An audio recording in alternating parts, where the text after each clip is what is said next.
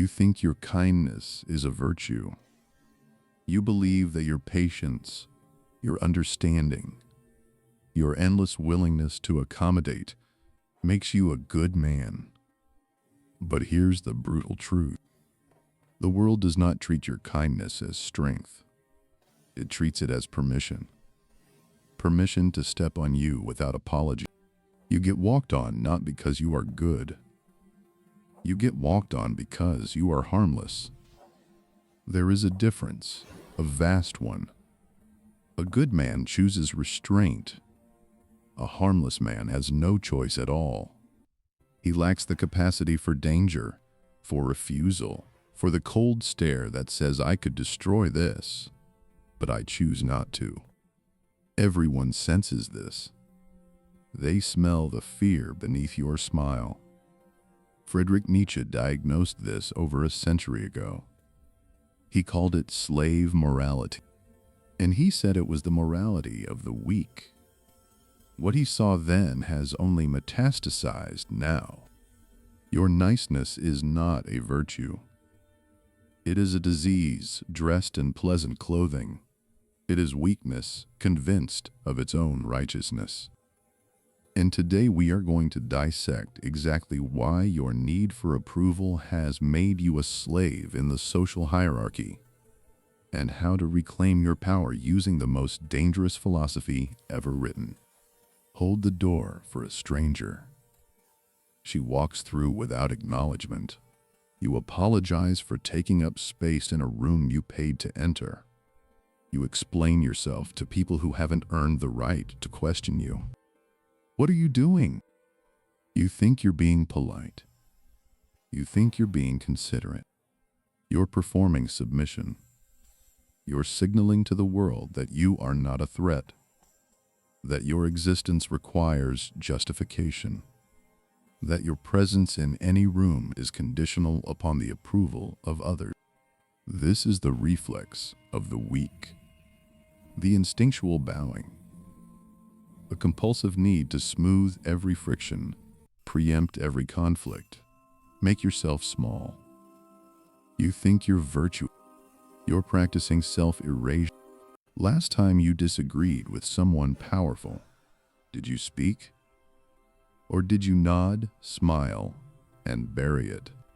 Someone disrespected you in public. Did you hold your ground?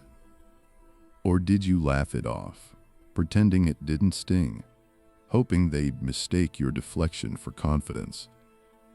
You're not being polite. You're being controlled by terror. Terror of disapproval. That terror has a name. The herd instinct. The drive to blend in. To choose safety over strength. Equality over excellence. Pity over power. Slave morality is the morality of those who cannot fight. It didn't emerge from wisdom. It emerged from impotence. The slaves of history couldn't conquer their masters, so they redefined the game. They called strength evil. They called weakness good. They transformed their inability to act into moral superiority. And you inherited this inversion without question. Here's the illusion. Your goodness is not goodness if it has no alternative. A man who cannot be dangerous is not peaceful. He's domesticated. A man who cannot say no is not agreeable. He's spineless. A man who forgives every offense is not compassionate. He's incapable of enforcing a boundary. Your virtue only means something if you could choose otherwise. But you can't. And that's why she doesn't respect you. That's why they overlook you in meetings. That's why you exhaust yourself managing their emotions while your power rots inside you. You're tired. I know you are. Tired of keeping the peace. Tired of sacrificing. Tired of watching less considerate men get the promotions, the attention, the desire that should have been yours. You were told that patience and kindness would be rewarded, but they never are. The world doesn't reward the harmless. It forgets them. You aren't being polite. You are practicing what Nietzsche called the morality of the weak. And it is time to understand what that means. Nietzsche saw two fundamentally different moral systems. The masters, the ancient nobles, the warriors, the kings, created their own values. They called themselves good because they were powerful. They didn't need permission to exist. They didn't seek validation from the weak. They said, "I am noble, and nobility is good." This was master morality. Life-affirming, creative, self-determining. The master doesn't ask if he's worthy. He declares his worth through action. But the slaves, those who couldn't fight, those who lived at the mercy of the strong, developed a different system. They couldn't call themselves powerful, so they called power evil. They couldn't claim nobility, so they made meekness sacred. They invented humility, pity, universal equality, not because these were true, because these ideas gave the weak power over the strong through guilt. The slave doesn't define himself by what he is. He defines himself by what he is not. Not cruel, not proud, not dangerous. And in this negation, he finds his identity. Do you see the trap? The master says, "I am good because I am strong." The slave says, "I am good because I am not strong." The master creates, the slave reacts. The master affirms life, the slave denies it. And you, sitting in your meetings, nodding at opinions you despise, smiling at people who bore you, agreeing to favors you resent, you are the slave, not because you lack potential, but because you've accepted a moral framework designed to castrate it. This plays out everywhere. The man who waits to be valued versus the man who asserts it. In a negotiation, the slave waits to hear his worth. He hopes others recognize his contributions. He presents his case politely, reasonably, then accepts whatever he's given because confrontation feels immoral. The master walks in knowing his worth. He doesn't ask for recognition. He demands it, not through aggression, but through the certainty that his presence is a gift they should be grateful to receive. In friendships, the slave seeks approval. He modifies his opinions to match the room. He laughs at jokes he doesn't find funny. He agrees with positions he doesn't hold. He is everyone's friend because he is no one in particular. The master has friends who respect him precisely because he doesn't chase their approval. He speaks his truth without apology. He withdraws when the company doesn't deserve him. He creates distance, and that distance becomes magnetic.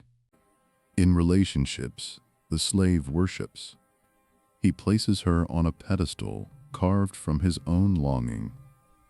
He thinks that if he just gives enough, listens enough, sacrifices enough, she will finally see him as worthy.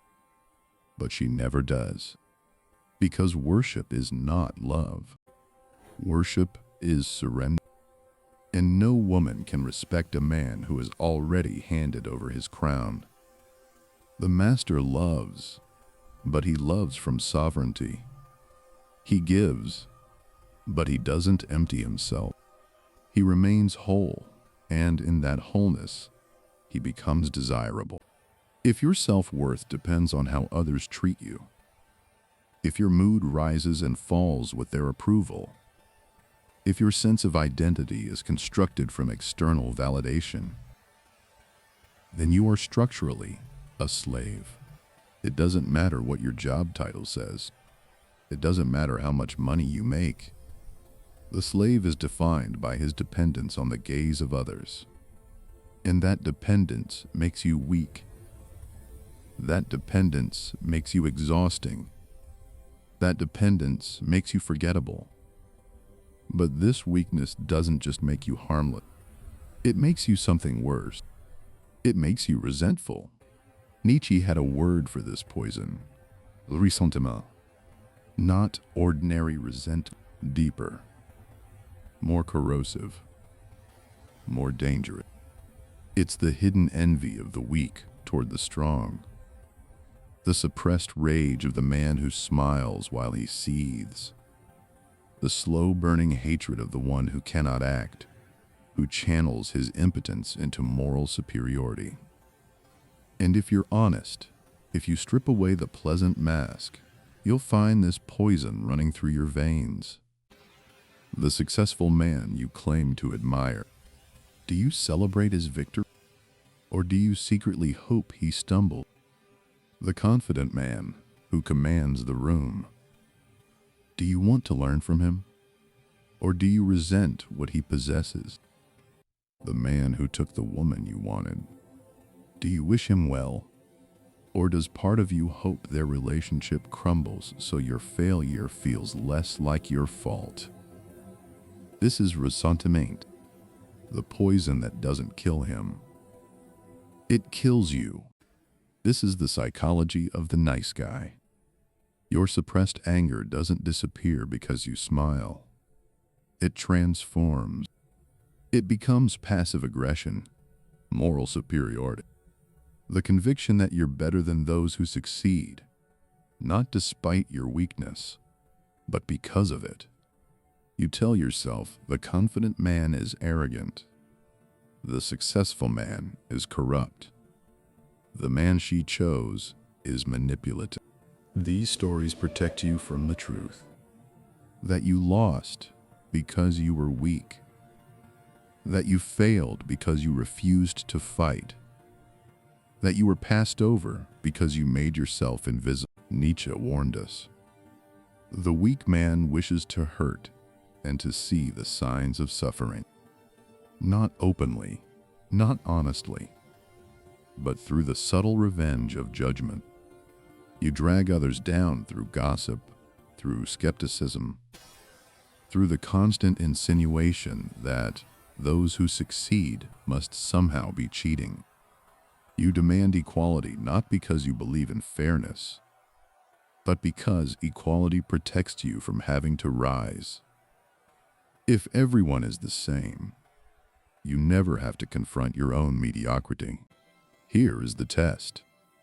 Think of someone who has what you want: a better body, a better job, a more desirable partner. Do you want to become like him, or do you want him to fail? If your instinct is to tear down rather than rise up, you have been infected with ressentiment. You have become the colleague who smiles at your success while secretly celebrating your failures. You have become the friend who offers support while hoping you never surpass him. And you might not even recognize yourself, because the man drowning in ressentiment always believes he is right. This poison doesn't just harm others, it drains you. Every ounce of energy you spend on resentment is energy you could invest in your own creation. Every moment spent wishing others would fall is a moment not spent climbing. The weak man exhausts himself, hating the strong instead of becoming strong himself. And this is the trap that keeps you exactly where you are: bitter, tired, invisible. But there is a way out. Not through more niceness, not through better strategy, through a fundamental shift in what drives you. Nietzsche called it the will to power. And it is not what you think it is. It's not the desire to dominate others, not the hunger to crush and control. The will to power is the drive for self-mastery and expansion, the impulse to grow, to overcome, to become more than you are. The engine beneath all creativity, all achievement, all authentic living, not about conquering others, about conquering yourself. Nietzsche rejected Schopenhauer's will to live, a mere survival instinct, too passive, too reactive. Life doesn't merely continue, it expands, it dominates obstacles, it transforms itself through struggle. The will to power isn't satisfied with existence, it demands excellence. It doesn't ask, how can I survive? It asks, how can I surpass? This is what you've been conditioned to suppress. From childhood, you were taught ambition is suspicious, dominance is toxic, your drive for power is shameful. Be nice instead of strong, agreeable instead of excellent, accommodating instead of sovereign. And in that conditioning, you killed the very force that would have made you great. But that force isn't dead. It's sleeping. And what you must learn is sublimation, not suppression. Sublimation. Channeling your aggression, your drive, your hunger for dominance, into competence, creativity, presence. The man who sublimated his will to power doesn't suppress his anger. He transforms it into discipline. He doesn't deny his ambition. He directs it into mastery. He doesn't fear his darkness. He uses it as fuel. You've been taught to fear your own power. You've been told selfishness is a sin. But selfishness, properly understood, is the necessary foundation of a strong life. You can't give what you don't have. You can't lead others if you can't lead yourself. You can't love from emptiness. The man who refuses to develop himself, who sacrifices his potential on the altar of niceness, isn't virtue. He's avoiding the difficult work of becoming. There is an aesthetic to power. People are drawn to those who possess this drive, not because they want to be dominated, but because power is magnetic. It creates gravity. The man who walks into a room knowing who he is, knowing what he wants, knowing his life has direction and purpose, that man doesn't need to chase attention. Attention follows him. Desire follows him. Respect follows him. Not because he demands it, but because his self-possession radiates outward, like heat from a fire. And the man who lacks this drive, he is the void, the empty space no one remembers, the one who waited for permission that never came, the nice guy who finished last and blamed everyone but himself. Now we apply this philosophy to your actual behavior. Let us get tactical, because philosophy without action is just another form of weakness. The first practice is silence.